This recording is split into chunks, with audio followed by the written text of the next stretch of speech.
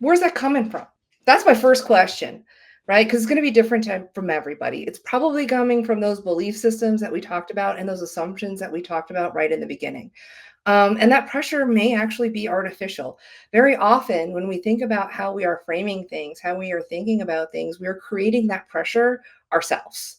And so that's the first thing. Like, I want to know where your pressure's coming from. Have you looked underneath the hood to kind of get a sense of what that is? Most of the time, it's probably coming from a connection between worth and performance that was taught to you when you were very, very small. But if it's not that, could be something else, that's fine too. Let's uncover that. Because again, that pressure is coming from somewhere. And Brian, it's coming from meaning. And I'll answer this question in this way. I have a certain model of how I think about human behavior that I apply in all the work that I do. And it's really like a three-prong model. Jake's probably heard me talk about this before. And it's got three parts: meaning, learning, and habit pattern. So when I'm looking at like this pressure, that's the first step, is the meaning, right? What is the meaning? Where is this coming from? What's the belief system? What's the value? What's the, if I, my dad will only love me if I behave in this way, or, my grandma talked to me like this and she gave me hugs when I did this, but not that, or my first boss, right? What's the meaning Mhm. and the cognitive stuff that you're telling yourself about this situation?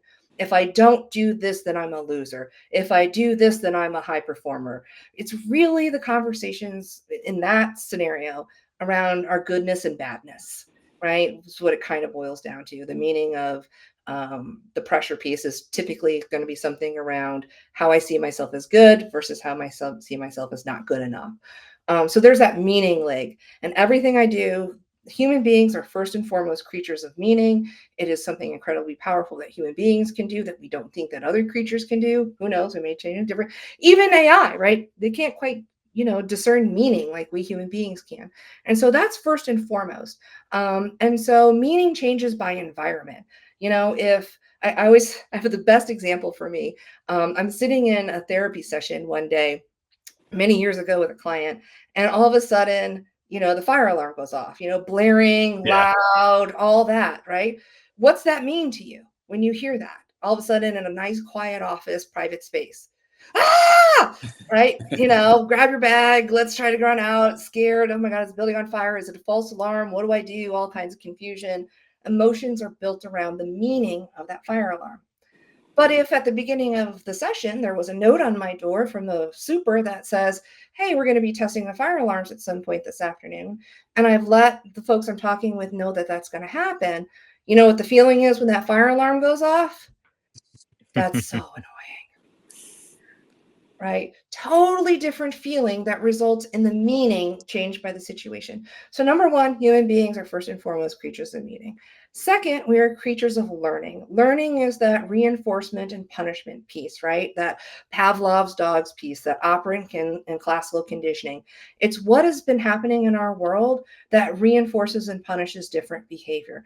What are the things that we have learned in terms of our social scripts of who and how we are supposed to be in a different environment?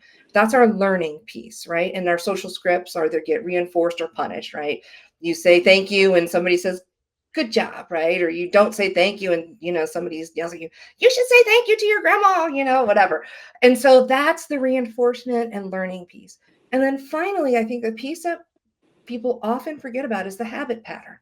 The habit pattern is the things we do on automatic without even thinking about it, right? The way we drive to work the same way every day, the way we have a routine in the morning of how we brush our teeth, the way we just do things. I mean, this literally happened to me the other day. I was going to meet somebody at the place I normally meet with them at. They had texted me about 15 minutes before the meeting and asked if we could meet in a different place. Sure, doesn't matter to me. They're both in the same distance from my current location. Headed out the door, halfway through driving to the original location, realized, oh no, now I'm going to be 10 minutes late because I actually missed the turn that I needed to take a right and I went straight, right? Because that was my habit pattern. And especially if my brain is thinking about something else, the habit pattern just takes over and I drive. That's our unconscious learning. Um, and so, right, anytime we're looking at these things around pressure or any other dynamic, I kind of like to filter it through all three of those lenses if I can. And so it's like you're feeling this pressure, you're feeling like you need to perform, you're feeling like there are going to be dire consequences if you don't. What's the meaning happening? What are the realistic reinforcements and punishments, both in the past, but also the future potential for them? And then how much of this is just habit? How much of this is just how you roll and how you think about things that you haven't pulled up to question yet? And so for me, I find having that like three-legged stool or three point of view approach helps break things like this down in a way that people can solve for themselves and figure out in their unique situation, how do those things combine to create this sense of pressure? Um, and just the assumption that just because we have this sense of pressure doesn't mean that it's reality, right? We have this ability to define our reality through our perspective and living through it. And so this is just like really a way of questioning our assumptions and questioning how we process reality so that we can change that story. And once you can change the story, Brian, you can change the experience of pressure. And I'll wrap up with this one. I love public speaking. These things make me nervous. The video, I don't love to be on video because I'm actually looking at myself. I don't love that part. That's why my eyes are probably looking at the wrong part of the screen through most of this podcast. But when I'm in front of an audience, I love it. It's one of my places to be. I thrive. And part of that came from an interaction with my mom. I'm sitting there with my mom years and years ago, and I'm getting ready to do something, and I'm feeling kind of nervous. And sorry about the TMI, but I'm feeling kind of nervous. And I'm like, oh my gosh, I can't believe I got to go pee again. Right. And Sure. my mom is like, "That's okay. That's just your body preparing for battle," you know?